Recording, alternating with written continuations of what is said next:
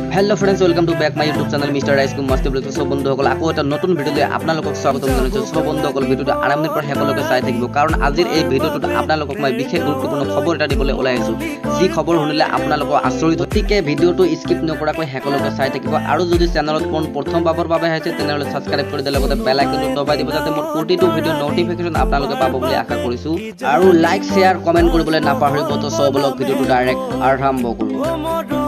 तो फ्रेंड्स आपनालोके सकलोए जाने जे जोआ 10-15 दिन धरि गरमटु बहुत दिसे रटु बहुत दिसे गरमटु इमाने दिसे जत मानुबरे बहुत आमुनि पाइसे कारण मानुबरे गरमत घৰৰ ভিতৰত থাকিব পৰা নাই ঘৰৰ ভিতৰত থাকি বহুত অশান্তি পাইছে ঘৰৰ ভিতৰত থাকিব নোৱাৰা হৈছে ঘৰৰ ভিতৰত থাকিব নোৱাৰা কাৰণ আপোনালোকে নিশ্চয় গম পাইছে যে ঘৰৰ ভিতৰত যিখন ফেন আছে এই ফেনখনৰ গৰম গৰম হাৱা মাৰি গৈছে সেই কাৰণে মানুহবোৰে ঘৰৰ ভিতৰত থাকিব পৰা নাই বাহিৰত থাকিব লগিয়া হৈছে যত মানুহবোৰে বাহিৰত গৈ গছৰ তলত জিৰণি ল'বলগীয়া হৈছে তাকো সৰু হৰা গছ নহয় ডাঙৰ ডাঙৰ গছৰ তলত জিৰণি ল'বলগীয়া হৈছে কাৰণ সৰু সৰু গছৰ তলতো ইমান ছাঁ নাপায় আৰু ইমান ঠাণ্ডাও নহয় যাৰ ফলত আমাৰ মানুহবোৰৰ এটা অশান্তি সৃষ্টি হৈ পৰিছিল কিন্তু হঠাৎ দেখা গৈছে যে আজি দুদিনৰ পৰা বতৰটো ডাৱৰীয়া হৈ পৰিছে ইয়াৰ প্ৰধান কাৰণটো কি আপোনালোকে জানে নে আজি দুদিনৰ পৰা বতৰটো ডাৱৰীয়া হোৱাৰ প্ৰধান কাৰণটো কি আপোনালোকক মই কৈ আছো ভিডিওটো হেকলৈকে চাই থাকক বতৰ ডাৱৰীয়া হোৱাৰ প্ৰধান কাৰণ জানিলে আপুনিও আচৰিত হৈ পৰিব তো বন্ধুসকল ভিডিওটো ব্লগ আৰম্ভ কৰাৰ আগতে প্ৰথমতে মই কিবা এটা খাই লওঁ কাৰণ ভোক বহুত লাগিছে অকমান ওয়েট কৰক কিবা এটা নাখালে মুখৰে মাত নোলাব আৰু আপোনালোকক ভালকে বুজাব নোৱাৰিম তো আহক কিবা এটা খাই লওঁ তাৰ পৰা আৰম্ভ কৰোঁ বতৰটো ডাৱৰীয়া হোৱাৰ প্ৰধান কাৰণটো কি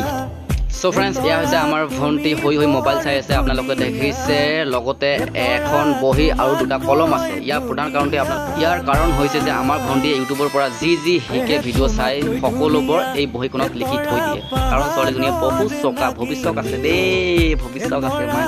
এয়া হৈছে আমাৰ বাবুদা এতিয়া বাবুদা আচল কাহিনীটো এই বাবুদাৰ পৰাহে মানে শুনি হে বাবুদা কি খবৰ ভালে কি কৰিছ এ মেসেজ কৰি আছো কাৰ লগত মেসেজ কৰিছ গাৰ্লফ্ৰেণ্ড এজনী লগত কোনজনী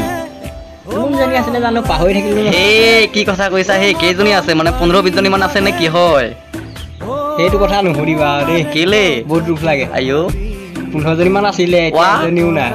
আইও কৃষ্ণ কেলে কি হ'ল এইকেইজনী কি হ'বা বেকা হ'ল নি অ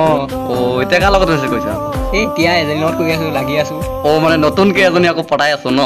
সেয়া কথাটো আচল কথাটো সেইটোৱে এতিয়া বতৰ ডাৱৰীয়া হোৱাৰ প্ৰধান কাৰণটো কি এতিয়া মই আপোনালোকক জনাই আছো দেই মানে অকল একদম পুৰা ইণ্টাৰেষ্টিং ভিডিঅ' হ'বলৈ গৈ আছে আপোনালোকে চাই থাকিব এয়া হৈছে মোৰ অৱস্থা নাইকিয়া ৰুমটো আপোনালোকে নিশ্চয় দেখিছে বিচনা চিচনা গোটাগুটি একো চিষ্টেম নাই কাৰণ ইয়াত বিচনা চিচনা গোটাগুটি কৰি একো লাভ নাই কাৰণ ইয়াত ডেইলি কমচে কম 50-60টাকৈ ল'ৰা ছোৱালীয়ে প্ৰৱেশ কৰে কাৰণ য'ত আমি ইয়াত এখন মানে ৰাজহুৱা ৰুম বুলিয়ে ক'ব পাৰি আৰু তেনেকুৱা ষ্টাইলৰ এইকাৰণে এইবিলাক চিষ্টেম এনেকুৱাই গোটাগুটি চিষ্টেম নাই তো আৰু ইয়া হৈছে আমাৰ কিচেন ৰুম খাবলৈ কিবা কিবি বিচাৰি আছে আৰু নাই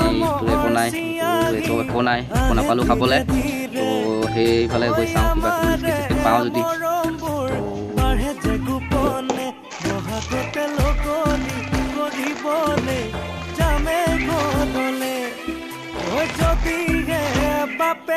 মজা টচ এটা পালোঁ সেইটো খাই বহুত ভাল পাওঁ বাৰু মই সেইটো খালেহে মোৰ কথা জাতি ওলাই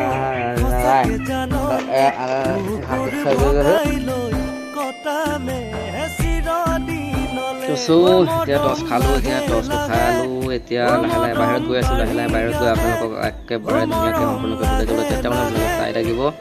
টচটো খাই মেলি হৈ গ'ল আৰু পালে আৰু খাবলৈ মন আছিলে ইয়া বাবুদা বাবুদা চিকৰ মিলাই আছে এতিয়া বাবুদা চিকৰ বেলেগ খায় আৰু দিনটোত 100 টকা চিকৰে খাই দিয়ে মই নাখাওঁ কেতিয়াবা হেৰি গুলি চাওঁ অকণমান তাত দেই তো আজি অকণমান বেয়া লাগিছে ন মনটো সেইকাৰণে অকণমান খাওঁগৈ আৰু থৰা অকণমান খাওঁ বাবুদা চিকৰটো ধুনীয়াকৈ মিলাই আছে দে সোনকালে দে মোক দিলে অকণমান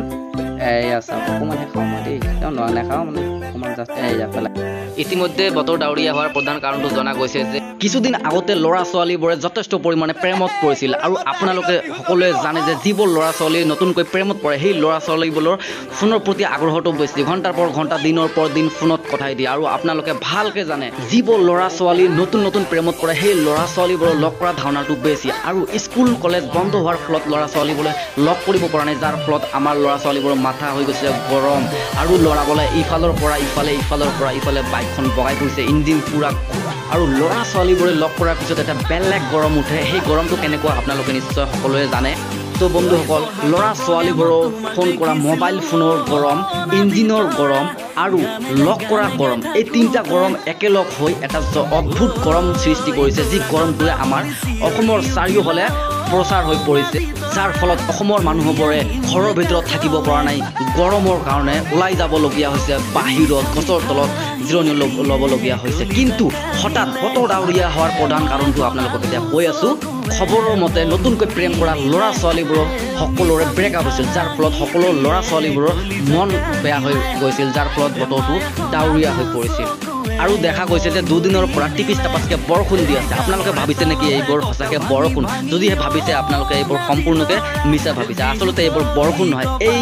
মন ভাঙি যোৱা ল'ৰা ছোৱালীবোৰে এইবোৰ চকুৰ পানীহে, যাৰ ফলত আমাৰ বৰষুণবোৰ ইমান যথেষ্ট পৰিমাণে নাই পৰা।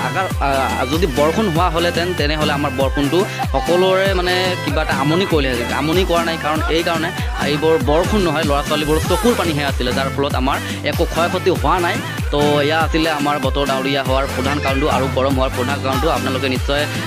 বুজি পালে। যদি চেনেলটো প্ৰথম